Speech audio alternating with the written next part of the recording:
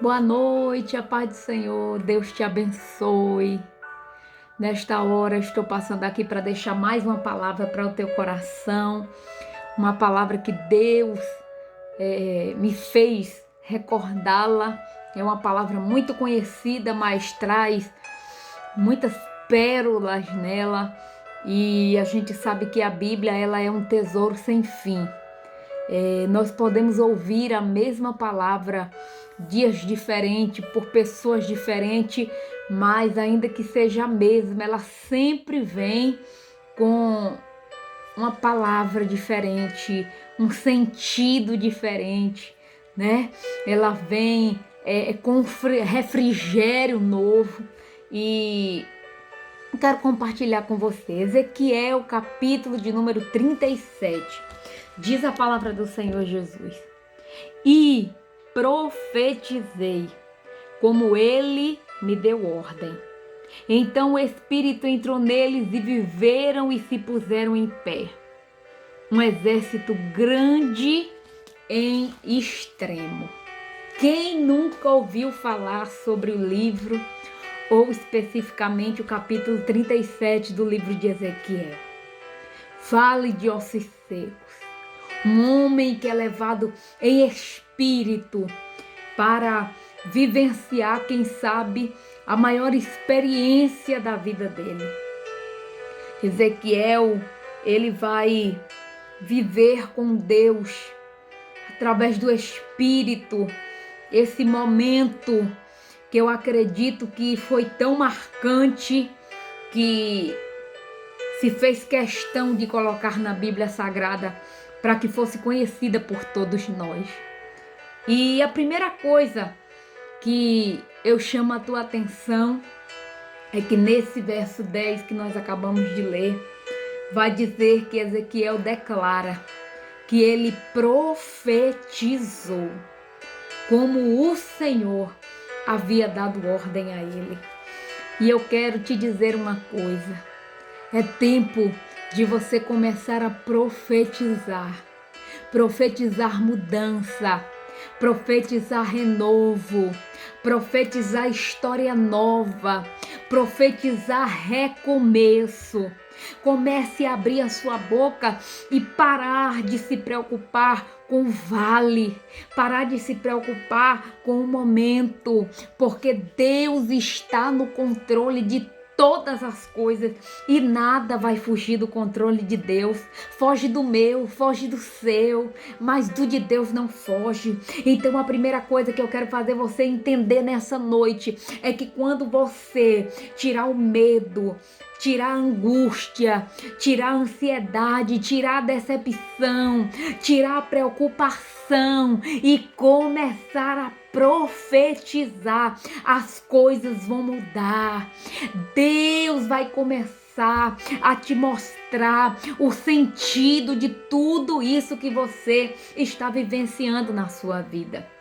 E o livro de Ezequiel, capítulo 37, ele nos traz várias palavras que nos causa força, nos causa encorajamento a continuar nessa nossa caminhada. O verso 1 vai dizer que Ezequiel declara: veio sobre mim a mão do Senhor.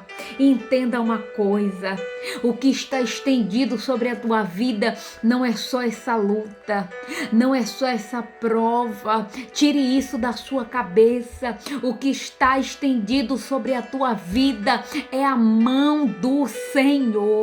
A mão dele está te guardando, a mão dele está suprindo as suas necessidades, a mão dele está te guardando de todo mal. Então não permita que a mão do Senhor saia de perto de você, porque essa mão ela é mais do que poderosa.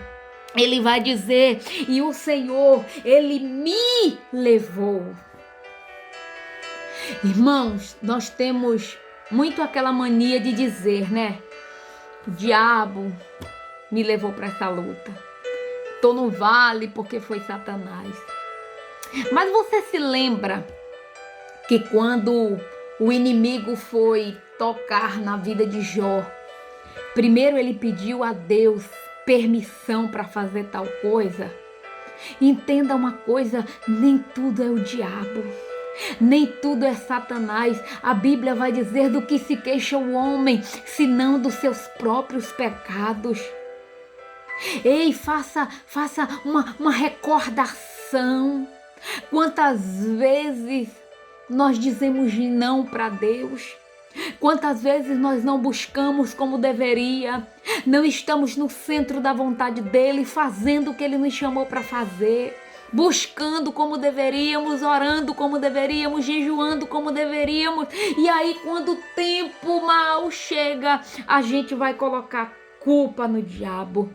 Ezequiel não vai dizer que foi a luta, que foi Satanás que levou ele, mas foi o próprio Senhor que pegou Ezequiel e levou ele em espírito para ele vivenciar uma das maiores experiências da vida dele.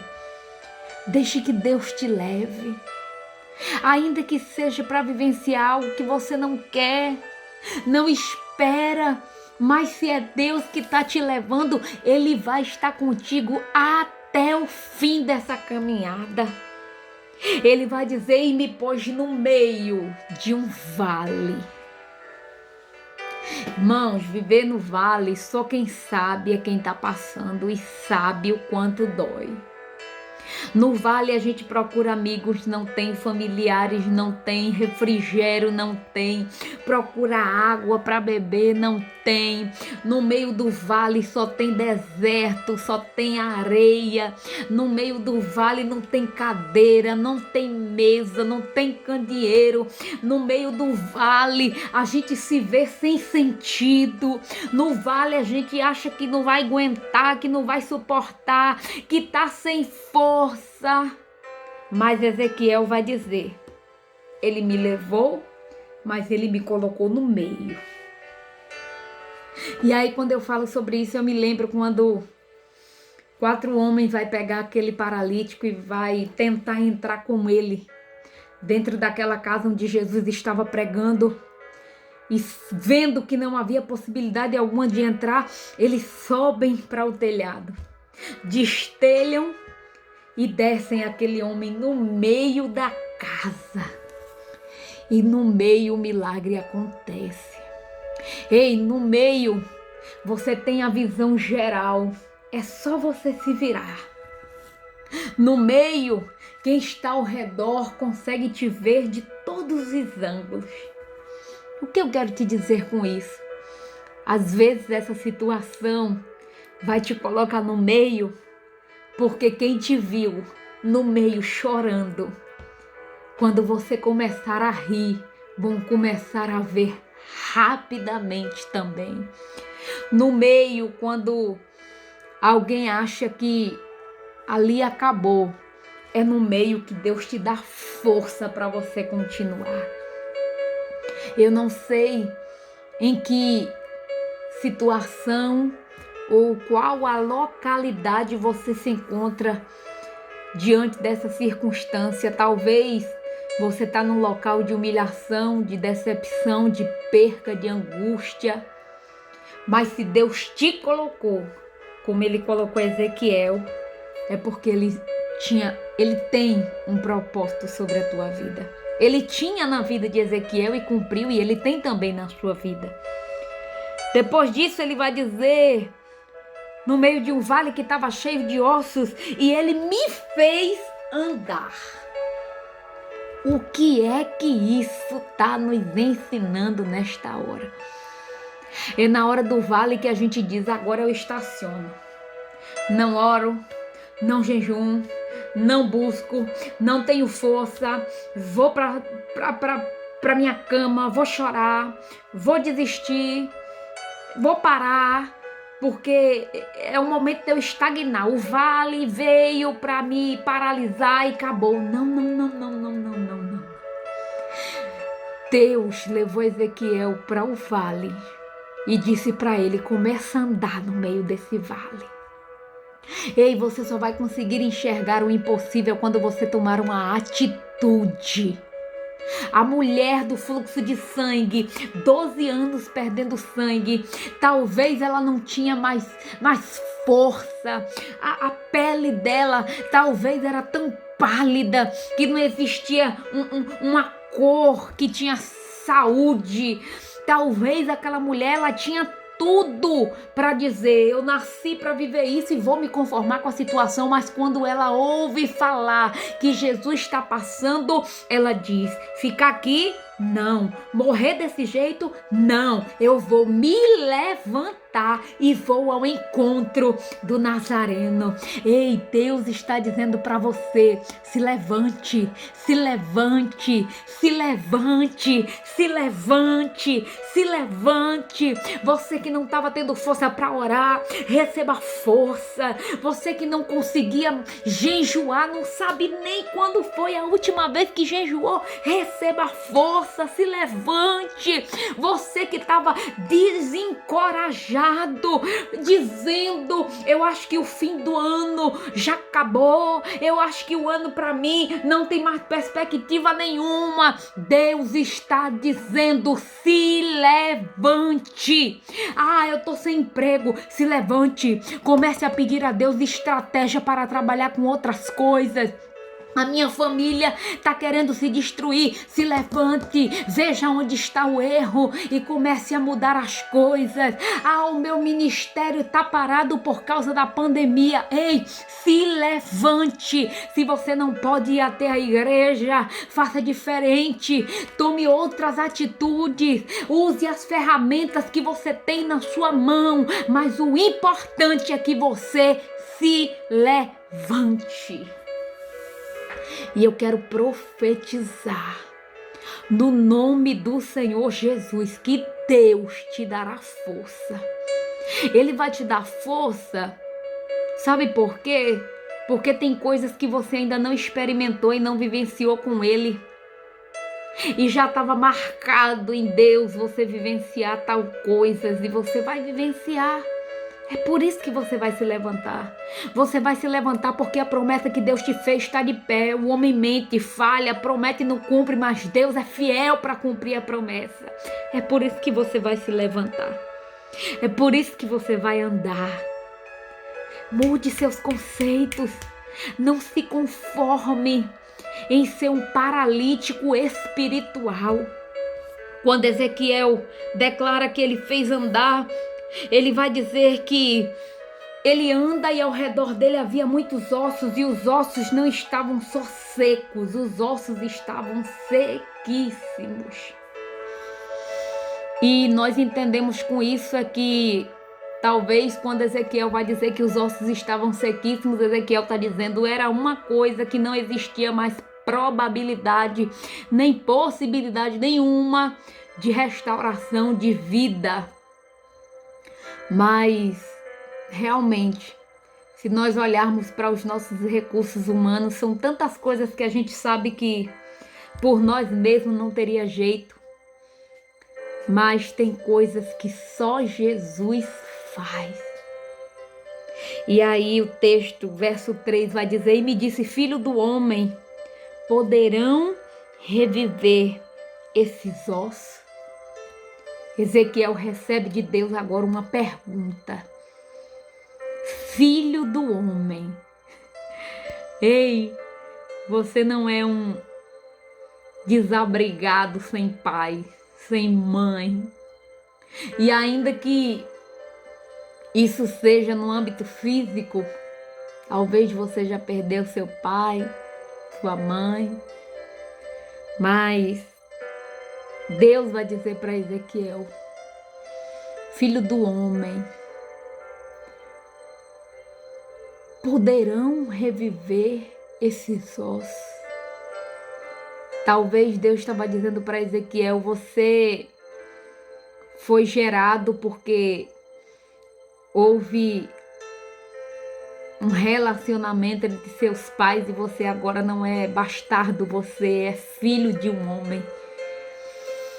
Mas não bastasse esse filho ser filho de um homem na terra, é filho de um homem lá no céu,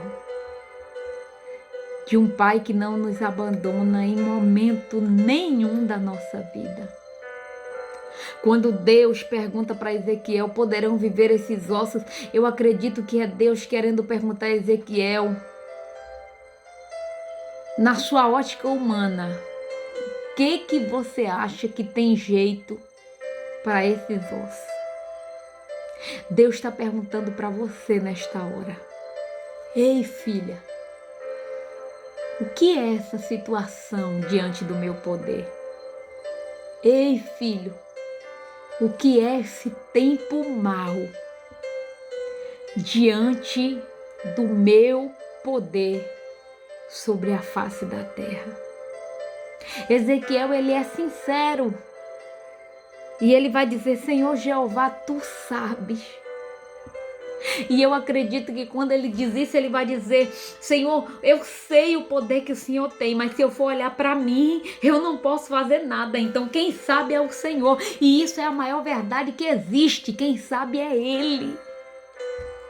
Você não precisa entender para viver. Viva para entender. Talvez o hoje você está dizendo, mas está tudo o contrário do que eu imaginei para minha vida. E Deus está dizendo, ei, quem sabe sou eu. Só viva. Quem vê seu futuro sou eu. Então viva hoje. Ele vai dizer, Senhor, tu sabes. E Deus vai dizer para Ezequiel, então ele me disse, profetiza sobre esses ossos secos e dize-lhes, ossos secos, ouve a palavra do Senhor. Ei, Deus quer que você profetize. Deus não quer nada além disso. Veja bem, era vale, só tinha ossos. Ezequiel está sozinho e Deus não vai dizer para ele, ei Ezequiel, se desespere, se preocupe, coloque a mão na cabeça, fique sem saber o que fazer. Não, a única coisa que Deus queria de Ezequiel era que ele profetizasse. E sabe o que Ezequiel faz? Ele abre a boca. E o verso 5 vai dizer, assim diz o Senhor Jeová a esses ossos, eis que farei entrar em vós o meu espírito.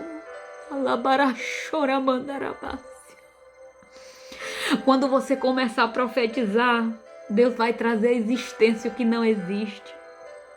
Quando você começar a profetizar, Deus vai mudar as tuas emoções, os teus sentimentos, os teus pensamentos, as suas angústias, suas decepções, suas necessidades. A única coisa que você precisa fazer é profetizar. E o texto tem muitas mais coisas para fazer, mas você conhece. E ele profetizou como Deus deu ordem. E todos se puseram de pé, mas faltava neles o Espírito.